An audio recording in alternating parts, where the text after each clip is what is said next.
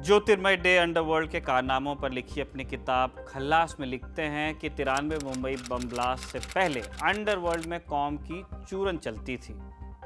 कौम की चूरन खाने का मतलब था गैंग सेकुलर है, धर्म से कोई लेना देना नहीं है। फिर 1993 में बम्बई बम धमाके हुए और सब कुछ बदल गया। मामला मुस्लिम डॉन दाऊद इब्राहिम और हिंदू डॉन छोटा राजन का हो गया। छोटा राजन कभी दाऊद का दायां हाथ होता था। 93 में जब छोटा राजन और दाऊद इब्राहिम के बीच फूट पड़ गई तो वो गैंग के नए मेंबर्स का परिचय दाऊद से ये कहकर करवाता था कि राजा जो अपनी माँ का न हो सका वो किसी और का क्या होगा। क्या थी छोटा राजन की कहानी? बॉम्बे के सहकार सिनेमा घर के बाहर टिकट ब्लैक करने वाला राजेंद्र सदाशिव निखलजे कैसे बना अंडरवर्ल्ड डॉन और कैसे हुई उसके और दाऊद के बीच दुश्मनी, बताएंगे आज के एपिसोड में। नमस्कार, मेरा नाम है निखिल और आप देख रहे हैं भारत के ऐतिहासिक किस्सों कहानियों से जुड़ा हमारा रोजाना का कार्यक्रम तारीख। Brought to you by Kuku FM. Download the app now. इस किस्से की शुरुआत होती है 70 के दशक की बम्बई से। इस दौर में बम्बई अंडरवर्ल्ड में एक नया नाम उभरा, दाऊद इब्राहिम। उसने और उसके भाई साबिर कासकर ने मिलकर डी कंपनी की शुरुआत की और देखते ही देखते अंडरवर्ल्ड के नए किंग बन गए।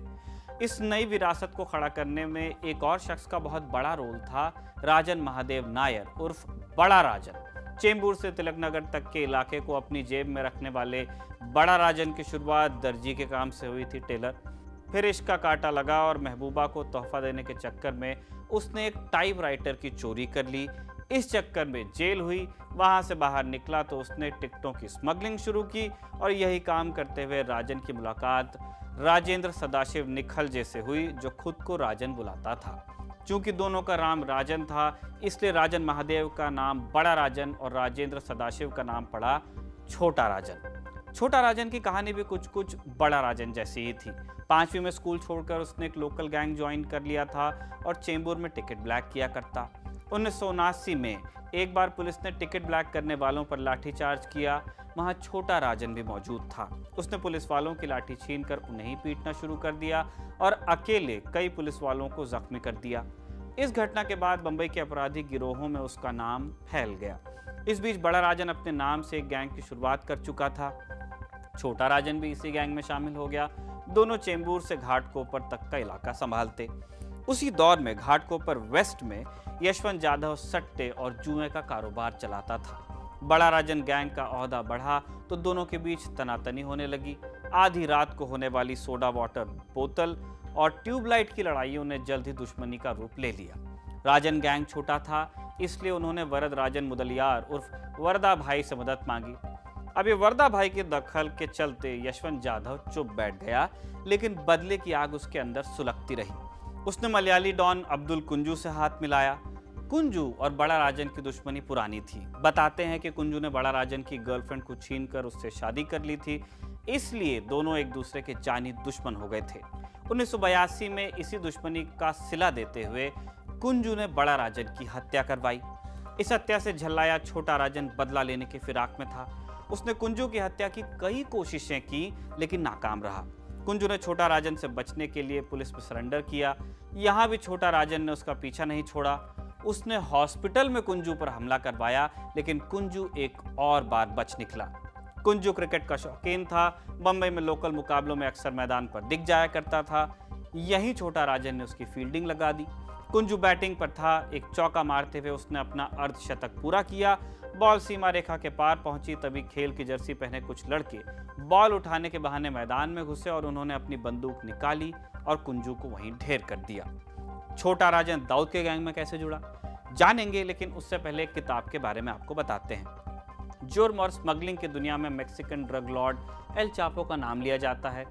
इस खूंखार डॉन की कहानी पर the story of drug Lord El Chapo नाम से एक ऑडियो बुक आपको मिल जाएगी कुकू एफएम ऐप पर। साथ ही इस दिवाली कुकू एफएम ऐप आपके लिए एक प्रीमियम सब्सक्रिप्शन लेने के लिए ऑफर लाया है। 50% की छूट मिल जाएगी, बशर्ते आप एक कोड डालें दिवाली 50। इतना ही नहीं, प्रीमियम सब्सक्रिप्शन लेने पर आप एक लकी ड्रॉ में शामिल होंगे, जिसमें आप जीत सकते हैं लाखों के इनाम।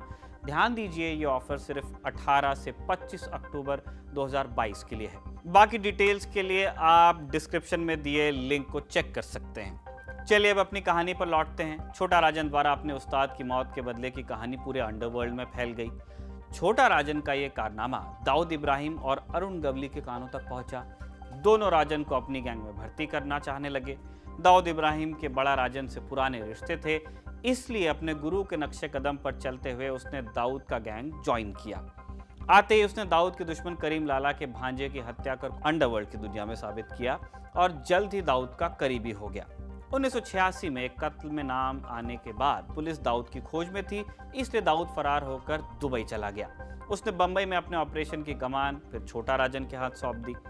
छोटा राजन ने दाऊद का स्मगलिंग का बिजनेस बंबई से नेपाल और फिर श्रीलंका तक फैलाया। बंबई में डी कंपनी दाऊद के नाम पर चलती थी, लेकिन असली ताकत छोटा राजन के हाथ में ही थी। वो बिल्डर्स को धमकाते हुए अब दाऊद का नाम लेना भी जरूरी नहीं समझता था। गैंग के लड़के उसके पक्के वफादार थे। उसके किसी भी लड़के को अगर पुलिस पकड़ती तो राजन वकील की फीस और मुकदमे का पूरा खर्चा भी उठाता था।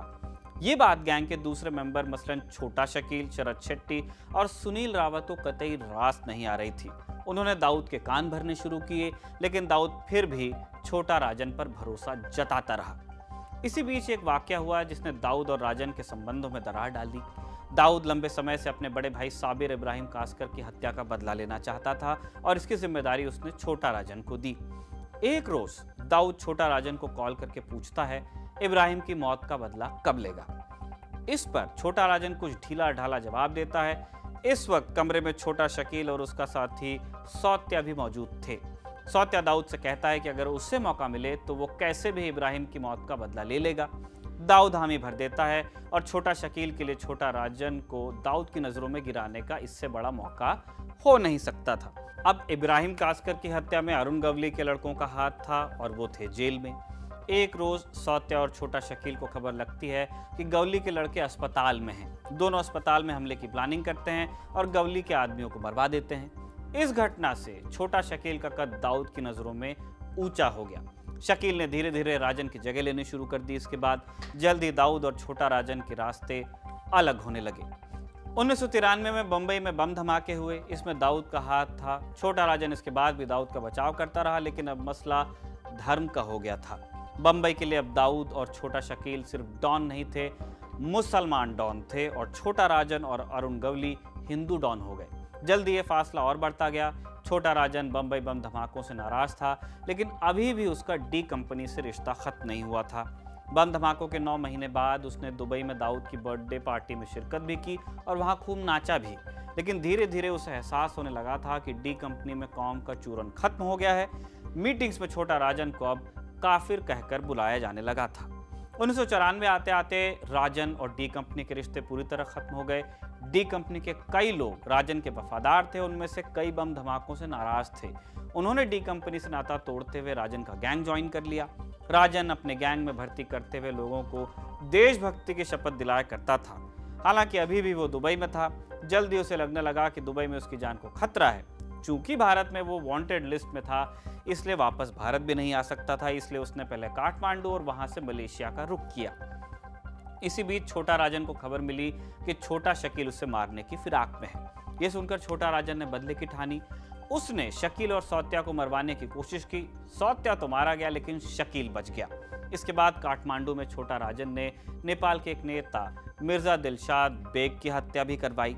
छोटा राजन को खबर मिली थी कि मिर्जा बेग दाऊद के गुर्गों को अपने यहाँ पनाह देता है। साथ ही उसने खुद को देशभक्त डॉन कहकर प्रचारित करना शुरू कर दिया।